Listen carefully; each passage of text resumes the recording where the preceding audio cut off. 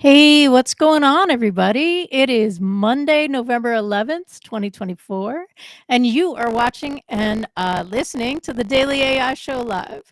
Today, we're talking about a topic that's incredibly important and actually pretty inspiring: how artificial intelligence, AI, is transforming veterans' healthcare across the US VA system. With me today are Andy, Jyunmi, and I'm Beth. Hey, everybody. Um, Hello. so we spent a lot of time last week talking about AI in healthcare. And there's often this underlying tension between innovation and trust, right? Because we want what's been familiar and we want the newest innovations.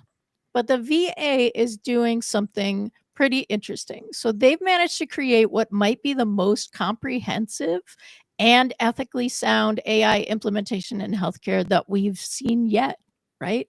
And they're doing it at a scale that's just remarkable.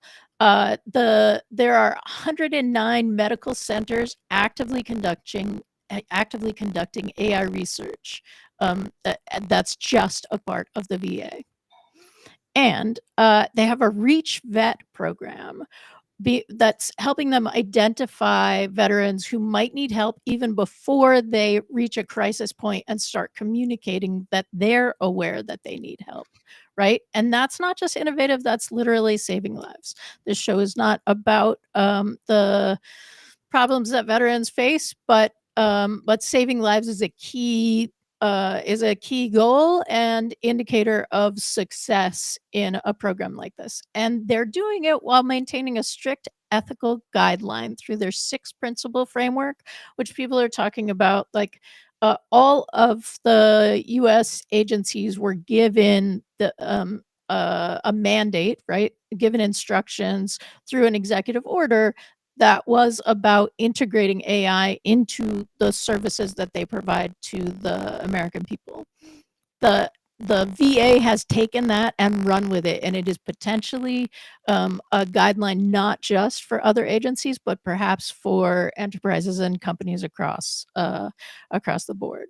So, Andy or Jumi, who's got something that they want to kick us off with? Well, I wanted to basically touch upon what's been announced so far, right? So you talked about the six ethical framework, and I think it'd be good to just go over what each of those are. So this is from Dr. Carolyn Clancy from the VA, and uh, so the 6 points are: AI must be purposeful, doing no harm and not sacrificing efficiency for accuracy and safety. Two, AI must be effective and safe with all systems designed and monitored to ensure accuracy and safety. AI must secure and private with all built-in resiliences against vulnerabilities and focus on ensuring privacy and data. AI must be fair and equitable. And then Clancy also emphasized this because the VA has a diverse body of veterans, and the response to providing them with healthcare must be diverse. AI must be transparent and explainable, and AI must be accountable and rigorously monitored. And this comes from GovCIO. So, I from reading this, I think it's a great framework. It incorporates a lot of the data privacy and um, compliance and governance rules that we see in AI or in IT and other technology fields and things like that. I do like a couple of the references to fair, equitable, accuracy, and a key one was the transparent and explainable. I think I think it helps everyone understand going in if you can explain even every part of it. So, and I know that's been a gray area in the past. Yeah, it's the first time that I've heard any context about implementation to put it so clearly, right? Unlike everybody's, you got to say you need to be transparent, but but particularly in healthcare, the ability to explain so that people understand, right? It's not just the explanation, it's the other side of the explanation. It's only an effective explanation if you've actually explained in a way that other people can understand. And I find that really, uh, uh, now that it's there, it's obvious it should be there, but that is missing in a bunch of the transparency conversations. Yeah, so why does it make sense for the VA to be a leader at the vanguard of implementation of AI? Well, one of the largest areas, as Beth mentioned, for application of AI is in decision support for healthcare. To do decision support and to train AIs to do that, you need to get a lot of data into the training set. And if you've looked at the hospital systems around your own community, there's probably several. They don't really share that much information. What you have in the case of the VA is an integrated healthcare system with over 9 million patients and 120,000 clinicians. So you've got the right ingredients for the data collection, and they've already started that. There are many data initiatives within the VA in the Office of Research and Development, which has a new division as of 2021 called the National AI Institute, and that is a part of the Office of Research and Development within the VA, and they're launching a bunch of different pilots. But I want to use the term launching because most of the work that they do is around policy and around the definition of the research and development that will be done. But they're actually leaning heavily on external resources to actually implement those things. For example, one of their largest initiatives is actually done with Palantir, which is the military and defense plus government-oriented AI leader out there. Although OpenAI has just recently gotten some additional authorizations for the use of their systems in government in the United States. So there's going to be other players who are involved, but Palantir has been there for a while already within the VA.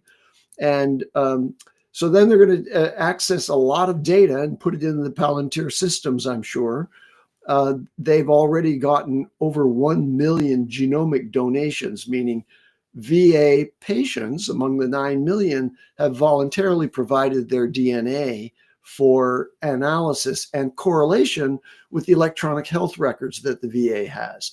And this is obviously an area where AI is going to be very important in trying to do the analysis of such a large data set. They also have 10 billion medical images. So an obvious one that we've talked about before is AI assisted image interpretation when you do a diagnostic based on medical imaging, whether that's a CAT scan or an MRI or just as simple as an X-ray. Okay, so AIs can be trained on those 10 billion medical images, and so you get the picture of a very, very rich field of endeavor here for AI applications. And in response to the executive order that was issued to, move forward with AI, the VA has definitely put the systems in place. But I said launched because many of them, if you look on the VA website at the extension NAII, which is for this initiative, you'll see that they have flagship pilot projects, which includes this project that Palantir's using. But they also have a complete listing of all the ideas that they have for application of AI.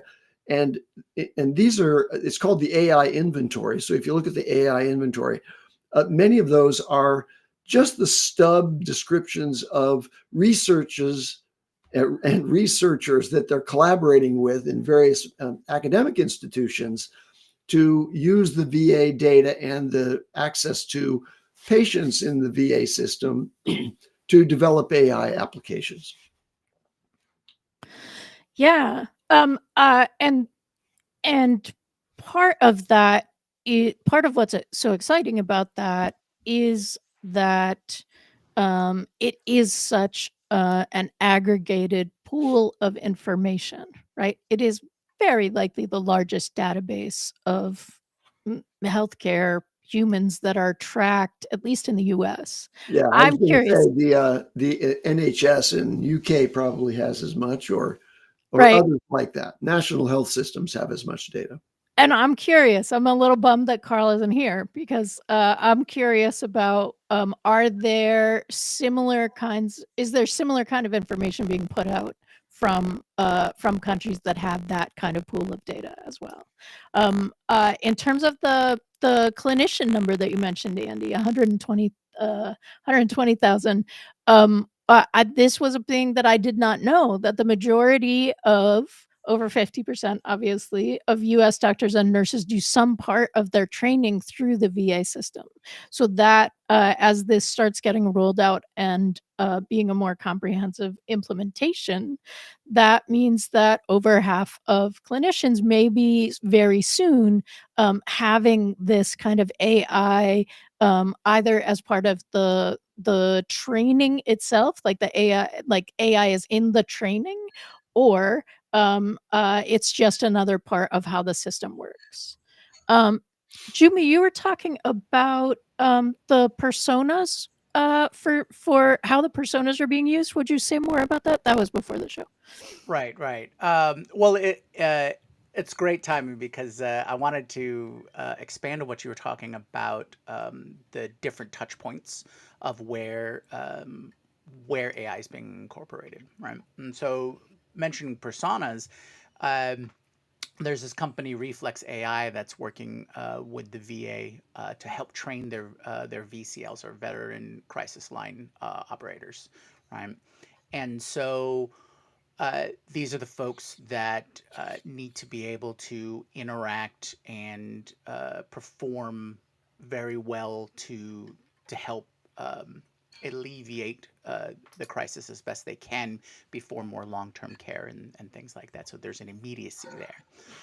But what Reflex AI is doing is it's helping expand upon the VCL training program, right?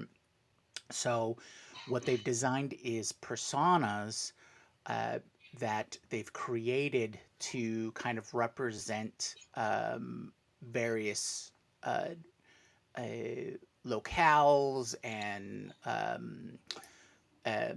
personalities and backgrounds and things like that, to try to do a cross section of the veteran population, right? So that they can have these different personas to train with, right? And as and since they have such a pivotal and important role, I think it's fantastic that they are expanding out on different ways that they can train, right? They can have these simulation trainings. They can go one on one. They can see what's going to work with different personality types, and different histories and case histories and things like that.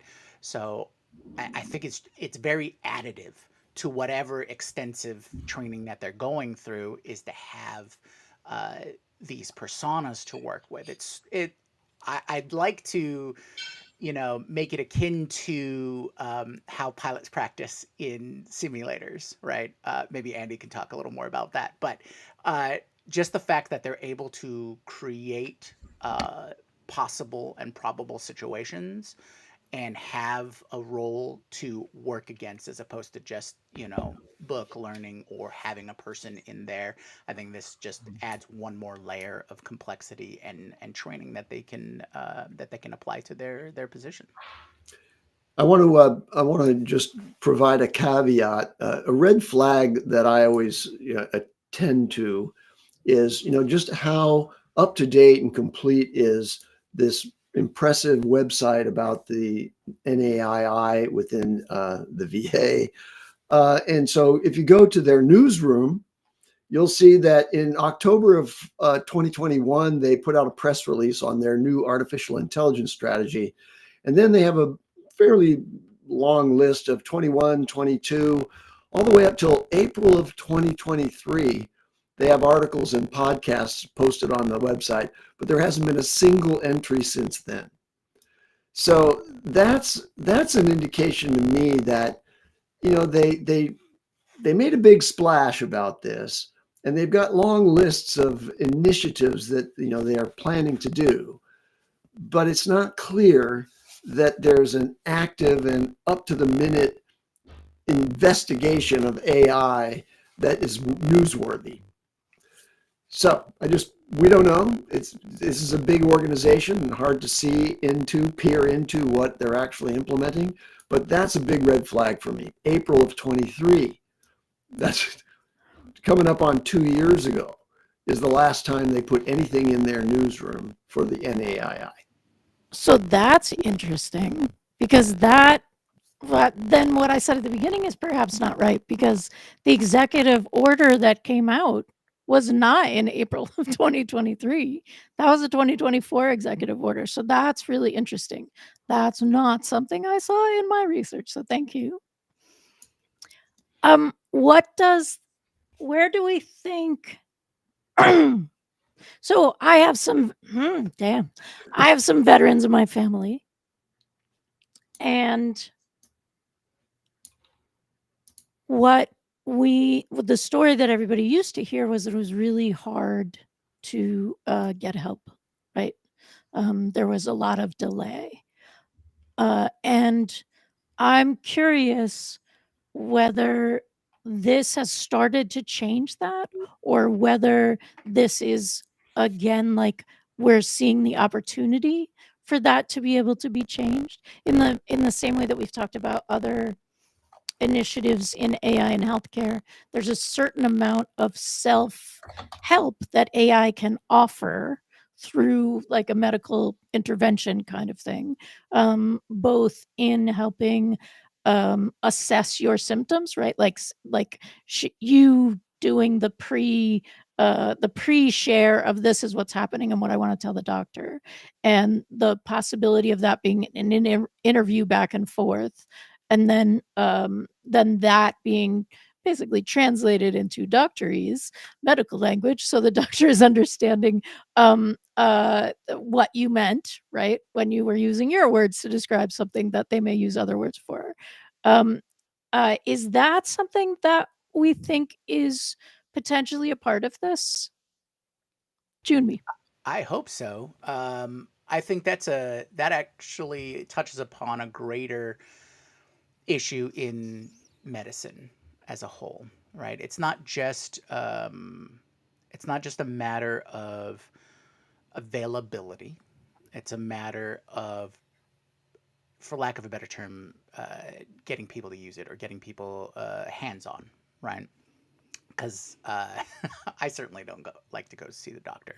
I can't imagine um, in this particular context a veteran wanting to go see a doctor if their experiences has been so poor in the past, to just get written off.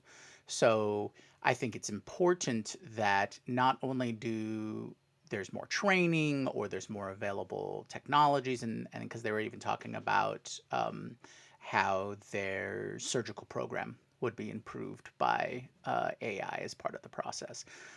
But I'd also like to see the application to where that trust or relationship built with veterans in or just in medicine in general, where this is more becomes a factor of daily life, right?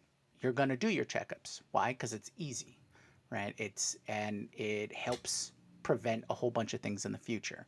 Mhm. It's all about that preventive medicine and things like that. And I think a lot of that comes with um, expense. And I think Mhm. that a lot of that comes with trying to rebuild that level of trust, because I mean, if I think about it, and I'm not a veteran in any way. So I'm just a regular guy and I don't want to go to the doctor because it's too expensive to go to the doctor. It shouldn't shouldn't some basic things be available? But I don't want to go down down that path of discussion too much, because I know we could talk about medicine as a whole in general. But in this case, I think more veterans would get more help, and I too have lots of veterans in my family, so I would want. As a family member, I want this to be available to them and Mm. make it easy and acceptable for them to take advantage of it. And I think that's a component that that isn't talked a lot about. So So yes, I would like to see that factor built out. on the subject of cost efficiency in the VA, that's where Palantir is focused. The program that they have deployed there, called Adds Up, which is a decision support platform, is focused on increasing spend under management to arrive at cost avoidance and acquisition efficiency through contract analysis and consolidation. I'm reading from an article about Palantir's program from April of this year. So it looks like they're working with 530 users in the VA acquisition workforce. So these are the folks who spend money for the VA and acquiring the materials and services that are necessary to deliver health services to the VA veterans. And so they've, used AI to find duplicative contracts and reduce time to perform market research and this sort of thing. And they claim that they've saved $10.9 billion of inefficient spend that would have otherwise been underway. So this contract management analysis isn't, it turns out, this is not really about how do we use AI to improve the patient outcomes. It's more about administrative efficiency within the VA. Well, that's sort of disappointing, but yes, also, I guess, not entirely surprising. One of the things that I am wondering, well, Jumi, thoughts about efficiency. I mean, efficiency is good, right? Like, yay for Yeah, as more long as efficient long as, and spend. I think if we go back to the rule, right? AI must be purposeful, doing no harm, and not sacrificing efficiency for accuracy and safety, right? Yeah, So Uh, so yes, efficiency is fantastic, and I think there is a lot of margin there that can be reclaimed through efficient process handling. Just take document processing, right? right. Just being able to go, does this have the right stamp? Does this have the right date? Okay, it goes from this inbox to this outbox. Right there can take, adds additional time. But if you had an AI system that could help you in your document identification, processing, and moving any claim or moving any request through, Mhm. I think that would help an immense amount. Definitely have your checks and balances, definitely have your human in the loop. But if you can break down a 20-point document handing from one hand to another, process down to like three, that could save you, loads of time, and I think in medicine, time is probably a more important factor in dealing with, especially with a crisis, but dealing with an overall health issue Right. than, you know, uh, than other costs. So So yes, digging a fully little fit. deeper into Palantir's most recent additions to the tools that they're supplying to the VA, in October, so just last month, they added a new no-code tool that enables users to build and deploy interactive assistants. They're calling them AI agents, but I'm sure these are Of just, course they are. yeah, right. And what they have is enterprise specific information and tools. So this is a tool that Palantir's built, I'm sure, for any enterprise, and they're using it in the acquisition professionals group. So they have now a tool that can allow them to build a purposeful assistant that's focused on searching contract information efficiently for example. So they're not cutting edge in terms of medical advancements here using AI. But if you look at the inventory thing on the VA website, there are a bunch of different things that are very promising, but probably very early in the research stages. So my assessment overall is that the VA has a really nice, website. They have an organization internally for the advancement of AI. They have an arrangement for contract management efficiencies with Palantir. So they're doing some things with AI, but we have yet to see anything, I think, beyond the AI supported analysis of interactions with veterans that is being trained to identify when there are veterans who have issues that may be mental health issues leading to suicidal ideation and that sort of thing. That's a very important thing because the trauma that's induced when you have people in combat deployments has downstream effects that persist for a long time. I did notice in the inventory that one of the things that they're using AI for, which I think is interesting, and again leans on this idea that you have a very large population of patients to play with, is long COVID analysis. So imagine, like there are a lot of people who are presenting with long COVID symptoms in all hospitals all around the country. A significant percentage of people who get COVID, which is close to everybody now. I am happily one of the few people I know who has not yet gotten COVID. But many people who have gotten COVID have, I think it's something in the range of 20% of people who've gotten COVID have some evidence of long COVID symptoms. So they're using AI. One of the initiatives inside the VA is using AI to track long COVID and try to understand long COVID better. And they have a much larger population of long COVID sufferers, I'm sure, in the VA than any other research. And I'm guessing, like maybe there are some academic institutions doing long COVID research that have access by aggregation with a large population of COVID sufferers.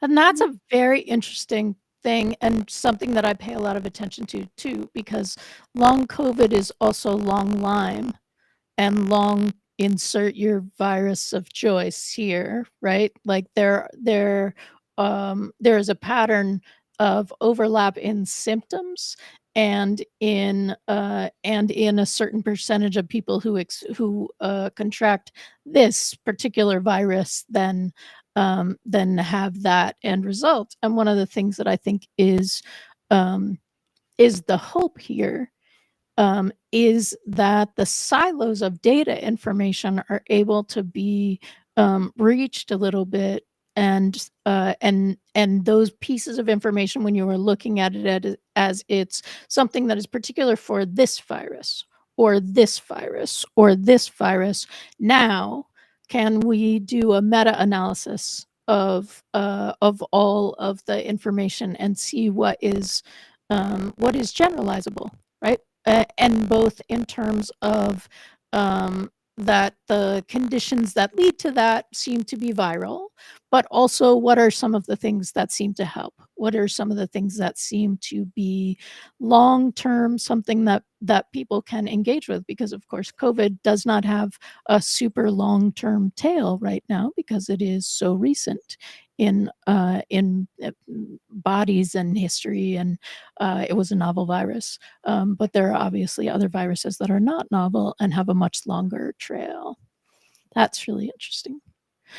The other thing that caught my eye in terms of so now we're just talking about the potential of this, as opposed to the actual as the actual implementation, because it seems like the actual implementation is a little more pilot based. The number that jumped out at me was 2.2 million telehealth episodes a year is what is something that the VA is fielding, engaging in.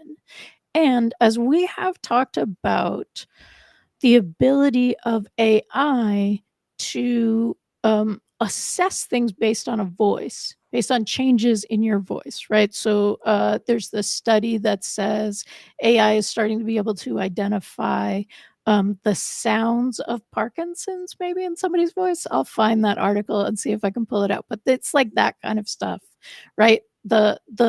Again, because AI has the ability to parse data kind of in parse data in and assess so many more data points than we have the ability to do so. And identify correlations between Right. known conditions and vocalizations of people with those known conditions, and interpret, especially if they can do comparative analysis of a telehealth episode, where 2 months ago we were talking to this patient, and here's the profile of their vocalizations, and now there's a deterioration. Ironically, just recently, because I'm, having kind of had to clear my throat frequently, someone asked me, "Are you sick?" I'm like, "No, I feel great. I'm fine." But you sound congested, and I do. My voice is reacting to this sort of, I guess it's congestion, but an AI can identify those differences in your voice and the Right. sound of your voice, and even determine whether there are neurological issues that are underway in your voice. So you're right, Beth. Having that many telehealth episodes, or engagements, shall we say, it gives you rich data to do AI training. My guess is they haven't started yet. Yep. Doing that kind of AI training. Right. The other the other thing that I see the potential for that for is, so if it's a telehealth episode, there's an audio component and there's a visual component. And one of the things that I came across in the last couple of weeks was someone saying, and it may have been Ethan Malik. He likes to give like AI tests just periodically. Like, here's a random thing. He asked for angry garlic bread from the 4 main main image producers. Like, we like him for all kinds of reasons, but that's one of them. So he took a picture of like just a corner of the carpet, a little bit of the airline seat in front of them. And I don't know, maybe there was maybe you had like a tiny bit of the pocket, right, with the thing showing. But from a human standpoint, you look at it, you go, oh, it looks like you're on a plane, right? And what the AI came up with was, first, yes, it looks like you're on a plane. And can you give more information based on what you're seeing? And that's the place where AI can, like, boom, yes. Because for an AI, my sense is that it's taking all the data in initially as all equal. Right? So this part of the carpet over here, or the like little edge that the carpet like goes up to I don't know, alleviate the to make room for the seat in front or something like that. Um all of that is equal in an importance in data. For my human brain, I'm not looking at the transition between the carpet and the seat as significant information for me, right? Like, there's a ton of things that I am not looking at and saying, wow, that's important, because of the way that I have learned to take in information that's going to give me like relevant pieces of data. And I find that really exciting, because it is entirely possible that what AI is able to get from looking at a visual from a telehealth appointment or session is so much richer than what a human could get, and so much faster to both reach that conclusion and generalize it across AIs. Right? If we decided, oh, that's very cool. Now we want, it's very cool. There's something that happens on people's right cheeks, and that's going to like tell us something here. Just imagine how long that takes to generalize that across the populations of people who are serving people in a healthcare situation, right? And the way that that can almost immediately, be known throughout systems that are using the same AI model. Yeah, I think that's a great use case there. Um, I did want to touch upon at least one last point, and that was to bring up another thing from the AI from the VA news sources that we were checking out, and that's Mission Daybreak. Mm, So the Mission Daybreak is an initiative to help bring veterans, families, and other folks in the public sphere and vendors and things like that to come up with a, services, programs, or processes that will help with addressing veteran issues. All right. And this is specifically about um, collaborating to do more suicide prevention and things like that. Now, what I think is most interesting about this program is it's essentially an open forum or open program to bring in new ideas and establish a way to apply them. You know, evaluate, assess, and apply them if they're very sound. So they just had a recent a couple months ago had a conference where they were announcing the winners, and they run it sort of like a campaign, um, and so they were talking about these different ways that they were putting these programs together to try and um, uh, you know awareness or just increase suicide prevention in general. And it's apparently a $20 million grand challenge back in 22. So it might be interesting to see what they'll do for um, the next campaign and the next program, considering these movements in AI.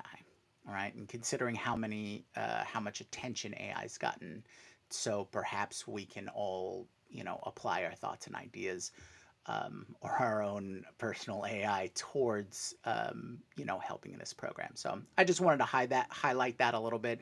So if anybody's watching or listening to this, and this is a topic of interest or a field that you're connected to, go ahead and check that out. But yeah, that's and I think you can find that at you can find that off of the VA news main site. nice, nice. Well, thank you, everybody. So cut me off if you have some last thing that you want to say. But I am going to say thank you so much for joining us. Today is Veterans Day in the US and Remembrance Day in Canada, and maybe some other kind of day in other places. And so, what we wanted to do with this show was discuss